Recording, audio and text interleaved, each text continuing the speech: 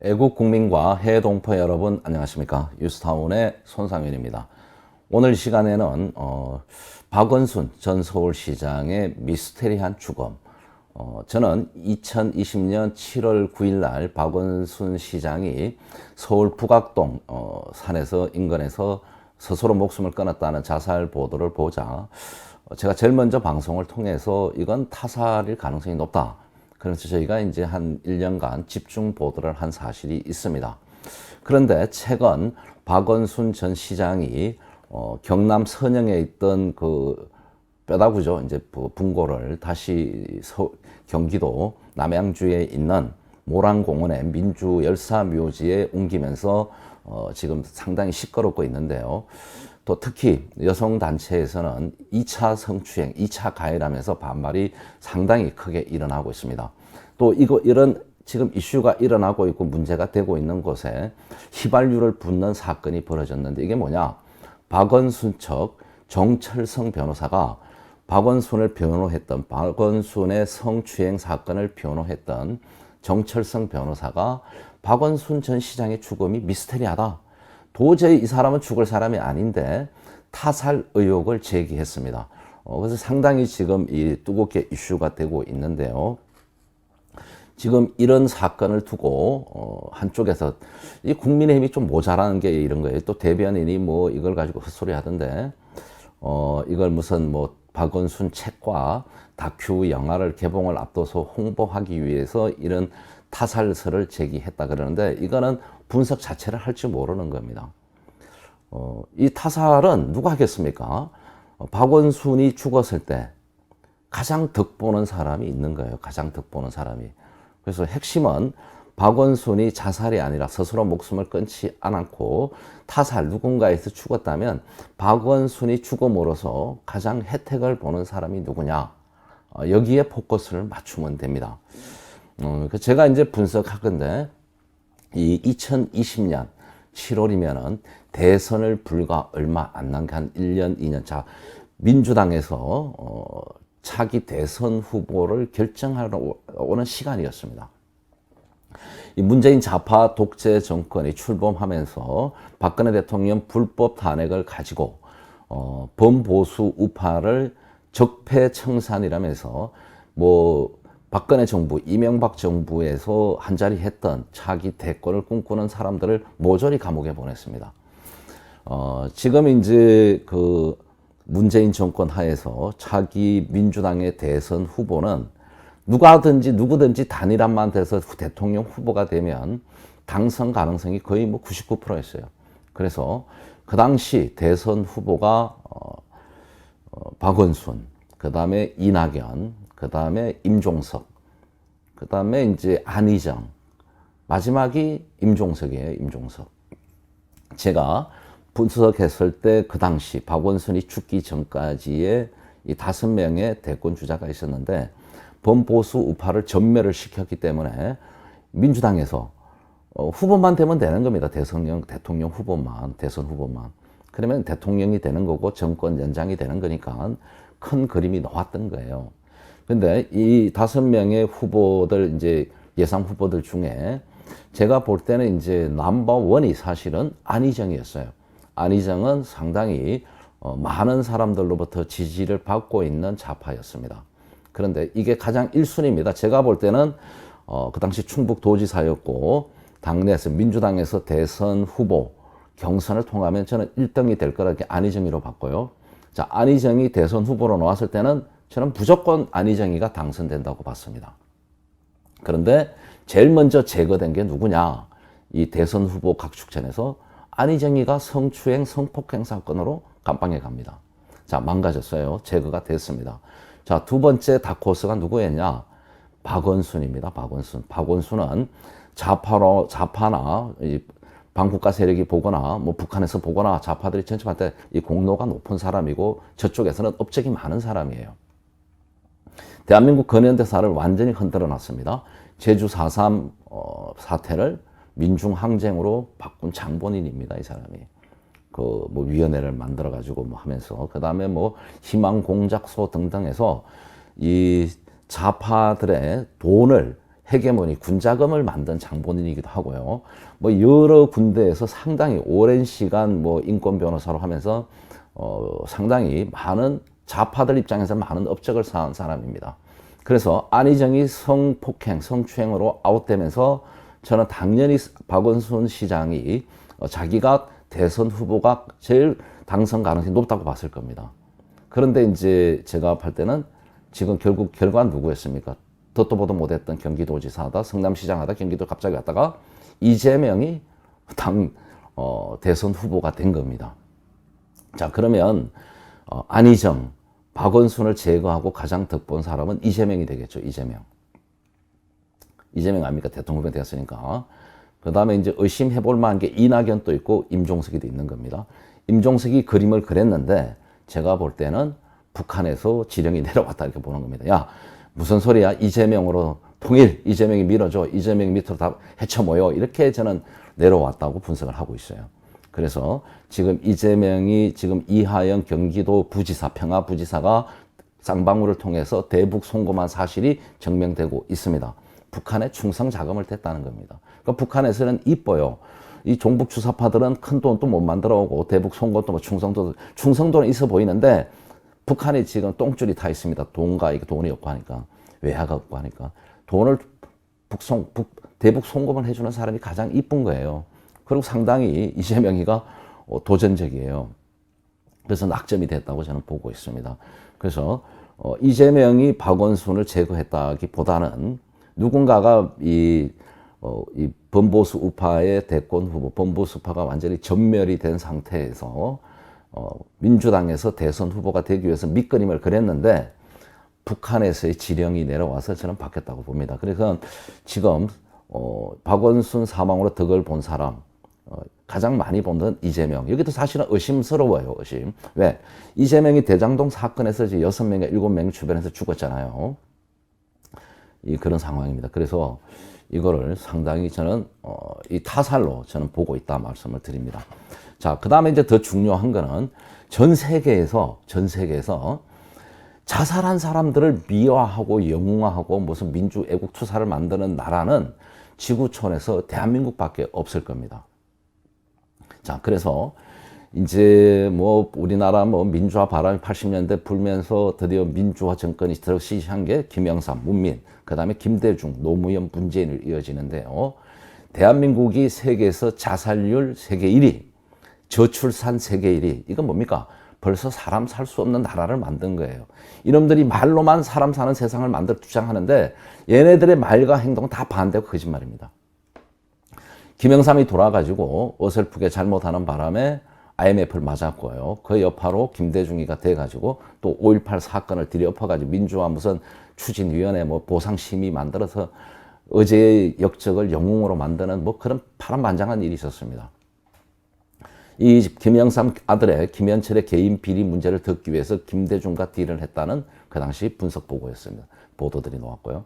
그래서 이제 김대중이가 되고 나서 우리가 이제 IMF 선상에서 연속 성립됐는데 이제 뭐 북한의 천문학적인 대북 송금을 하면서 햇볕 정책하면서 우리에 들어온 건 핵과 미사일이었고 본인이 핵과 미사일 북한은 개발할 의지도 뭐 참 자기가 책임진다는데 죽었습니다. 이런 사연 아래서 우리가 자살률 세계 1위로 시작된 게 2002년부터가 그럴 겁니다. 노무현 정권 들어오자마자 우리가 지금까지 근 10년 이상 이 자살률 1위를 불명예를 안고 있고요. 저출산도 1위입니다. 그럼 뭡니까 여러분? 민주화의 민낯이 이런 거예요. 저는 그래서 민주화 세력, 진짜 민주화 운동 하신 분들도 계시겠지만 이 대한민국의 자칭 민주화 세력들은 저는 반국가 세력이고 종북 주사파고 공산주의자들이다. 대한민국을 망가뜨린 장본이더라. 모든 말과 행동, 거짓말을 통해서 국민의 가문의식을 통해서 국민을 속이고 결국 국민들 탓입니다. 자, 그래서 이 자살을 미화시키는 나라, 노무현의 죽음 뭐 추모하고 노회찬까지 지금 뭐 추모 현수막이 붙어 있습니다. 이거는 말이 안 된다는 겁니다. 그래서 이 결국 성추행 사건으로 기소가 됐던 이제 수사를 받게 된 박원순이 양심에 의해서 자결을 했다, 자살을 했다 그러는데 그래서 이제 이게 시끄러워지니까 하장을 급하게 해서 이제 고향 뭐 선산인가 걸로 가서 묻었는데 저희가 그 당시도 이제 또 뭐 안 좋은 보도를 다 했습니다. 문제점을. 그래서 가장 큰 문제는 이 자살을 미화하는 나라는 두 번 다시 이런 정치 세력은 대한민국에서 정치를 못하게 만들어야 됩니다. 다시 한번 이 박원순의 미스터리한 죽음, 저는 타살로 무게를 두고 있습니다. 그러면 지금부터 자료들을 한번 보겠습니다. 근데 이 정철성 변호사가 제가 보니까 지금만 이 미스테리하고 타살 의혹을 생각한 게 아니라 그 당시부터 이 사람은 이거 타살로 봤을 거라고 저는 봐요. 왜? 박원순하고 친하니까 박원순의 이 재판의 변론을 맡고 또 이제 같은 변호사고 하니까 교류가 있었을 거다. 박원순의 생각과 정서를 가장 잘 아는 사람 중에 하나다 이렇게 보고 있습니다. 박원순 시장 사건의 내막을 알면 알수록 미스테리라는 생각이 든다고 했습니다. 그는 사망 전날 박 시장은 민주당 청와대 관계자로부터 강제 추행 고소 당했다는 이유로 서울시장직에서 사퇴하라는 전화를 받고 크게 반발했다고 합니다. 박원순 부부가 이제 사퇴하라 그러니까 이제 결국 이 사퇴는 뭐겠습니까? 본인이 대선 주자로서의 이제 끝나는 거예요. 정치 생명으로 얘기하면. 본인이 반발했겠죠. 그 다음에 사망 당일 박 시장이 가벼운 등산복 차림을 나선 것은 자살하기 위해서가 아니라 등산로 옆 공터에 있는 자신의 안가란데 컨테이너 박스 우리가 한번 가봤습니다. 있었습니다. 누군가를 만나기 위함이었다. 제가 봐도 그래요. 그 다음 넥타이로 목을 맨 상태로 발견됐는데 자살했다 그러는데 등산 가는 사람이 그 하고 많은 그 목을 맬 수 있는 그 줄이 많은데 죽으러 가는 사람이 넥타이를 가지고 간다? 등산복을 입고 이것도 터무니없는 이야기다. 저 특히 이제 부검 없이 하장된 점을 근거로 했는데 이 공교롭게 대한민국은요 우리가 이제 뭐 이렇게 노환으로 자연사를 하지 않는 이상은 거의 대부분 밖에서 죽거나 이러면 전부 부검을 하게 돼 있습니다. 집안에서 그런 사람 많을 거예요. 밖에서 누가 돌아가신 분 있으면 검찰이 부검하라 그러잖아요. 그런데 뭐 자칭 민주화 세력이라는 이 집단은 미스터리하게 죽고 의문이 있는데도 부검을 안 합니다. 노무현이도 부검 안 했고 노회찬이도 안 했고 이 박원순이도 안 했어요. 대부분이 그냥 뭐 이상하게 해서 그냥 하장하고 치웁니다. 이거 100번 문제가 있다. 그래서 저는 제일 먼저 제가 이제 그 사망 보도 나오면서 집중 취재 저희가 탐방을 하면서 타살이다고 제일 먼저 방송을 했어요. 사실은 이 자살이면 왜 했고 타살이면 누구냐는 방송을 첫 방송을 했는데 많은 뭐 150만 명 이상의 시청자들이 이 방송들을 봤습니다. 9일날 박원순 시장은 이제 몸 상태가 좋지 않다며 출근하지 않았고요. 9시 이제 고한석 비서실장은 이 고한석이도 상당히 간첩상 문제가 있는 사람입니다. 대화하여 돌아가 정세균 국무총리와 통화. 몸이 안 좋으니 정심 약속을 있었는데 약속도 취소하고 이제 그다음에 종로구 가해동 소재 공간에서 나와서 10시 48분 이제 가는 게 CCTV 포착되고 53분에 와룡공원에서 이제 북악산 입구에 있는 모습이 또 됩니다. 그다음에 이제 12시 이제 1시경 딸하고도 통화했고요. 핀란드 대사관 인전에서 마지막 휴대폰이 끊긴 겁니다. 그다음에 이제 딸이 이제 5시 대가 아버지가 안 되니까 이제 이상하다 유언 같은 뭐 한 식으로 해서 전화를 끊었고요. 이제 실종 신고가 들어오니까 600명을 투여해서 수색을 시작했고, 그다음에 119 뭐 1차 수색 종료 브리핑 이렇게 9일날 2020년 7월 9일날 급박하게 이제 돌아갑니다. 그다음 10일날 0시에 이제 북악산 숙정문과 상편각 사이에 시신을 발견했다. 이제 유서는 없다고 그랬는데 나중에 이제 유서가 또 나왔다 그래요. 그래서 이제 타살 혐의점이 없다 그랬는데 뭐 이건 말이 안 되는 거죠. 저희가 시신 운구도 문제가 있었습니다. 뭐 앰뷸런스 두 대가 뭐 바뀌어가면서 그다음에 이제 11시 50분에 이제 10일 날 유서가 공개돼서 자살로 확정하면서 21시 30분 타살 혐의 없다고 결론 내고 부검도 하지 않고 뭐 이렇게 하장해서 덮어버린 거예요. 그래서 앞에서 말씀드린 것처럼 이거는 미스테리가 아니라 100번 타살이다. 저는 이렇게 봅니다. 그 당시 이제 건국대학 의학전문대학원에 이제 우리 이용식 교수와 함께 현장을 답사하는 모습입니다. 이제 저희가 볼 때 이제 넥타이를 묶어서 목을맷을 추정하는 그런 나무입니다. 근데 저희가 현장에서 보니까 지금 제가 말씀드렸던 이 영상이 저기 다 있습니다. 그래서 보니까 도저히 이 목을 맬 수 있는 장소도 아니고 위치도 높지도 않아요. 상당히 어디서 다른 데서 죽임을 당해서 그래서 저희한테 제보 들어왔던 것 중에 당시 이제 출동했던 119 대원들 중에 가장 먼저 시신을 본 사람들의 증언이 있습니다.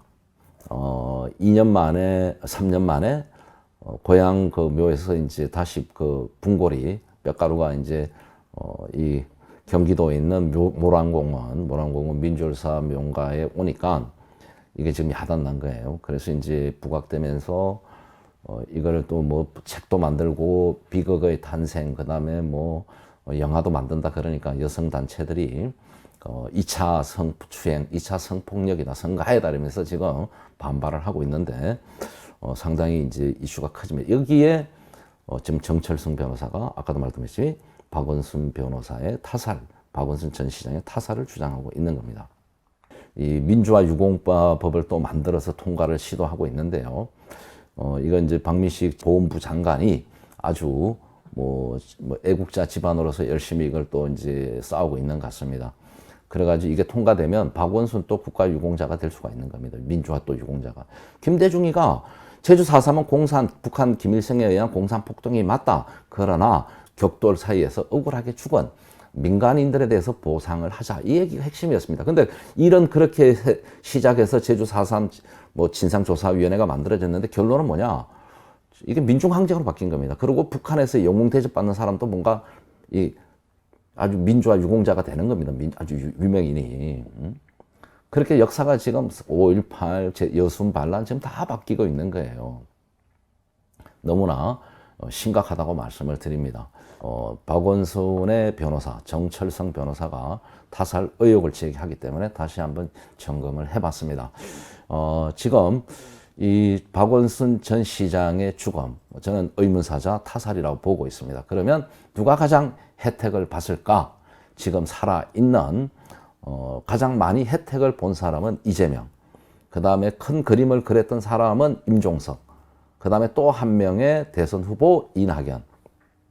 저는 혜택자는 이 세 사람입니다. 여기서 누군가가 주동을 했거나 아니면 직접 누군가가 지시를 했거나 뭐 그럴 수도 있고요. 아니면 북한에서 전문 살수라 그러죠. 특수군을 내려보내서 대선 후보 서울시장직을 사퇴하고 대선 후보를 포기하라는 압박에 반발하는 박원순을 그래 되면 좌파들이 민주당이 분열이 되니까 도저히 그걸 납득하고 받아들이지 않으니까 박원순을 제거할 수 있다. 이 정도로 압축해 볼 수 있을 것 같아요. 지금 이재명의 대장동이나 쌍방울 대북 송금 사건을 보니까 자, 대장동 관련은 유동규가 마음을 바꿔먹고 진실을 이야기하고 있고요. 두 번째, 쌍방울은 어떻습니까? 이하영이가 지금 실토를 하고 있어요. 그래서 이게 크게 보면 이재명하고도 물릴 수도 있고요.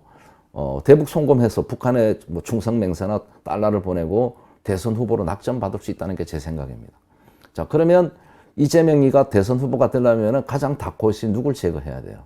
박원순을 제거해야 되는 겁니다. 그래서 이거는 조금 시간이 걸리겠는데 많은 분들의 애국 국민들의 그 다음에 정의로운 국민들의 또 민주당의 박원순 시장을 지지하는 분들의 제보를 기다립니다. 자, 오늘 방송은 여기서 마치겠습니다.